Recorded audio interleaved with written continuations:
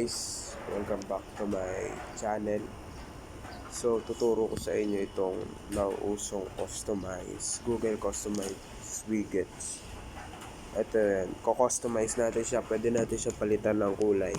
So itong video na to saglit lang para lang to sa mga hindi nakakaalam, tsaka sa mga nagtatanong paano mag-customize ng Google Widgets.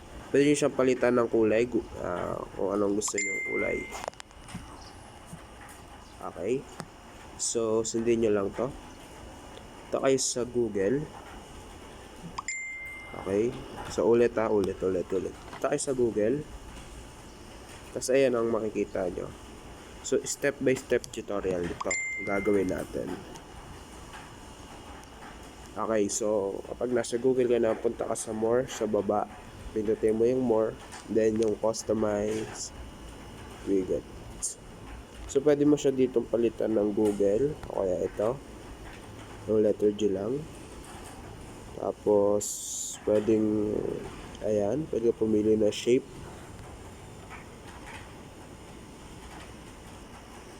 Okay, pwede ka pumili na shape tsaka kulay.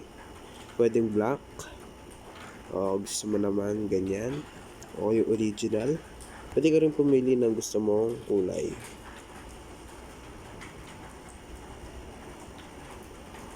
Ayan, okay, pwede mo yan piliin. Okay, so close. So pwede rin dito yung opacity niya. Okay, so kung okay na yan sa'yo, pwede mo na siyang i-done. Ayan, kung napapansin nyo, napaka cool ng widget na may ibang kulay. So yun lang.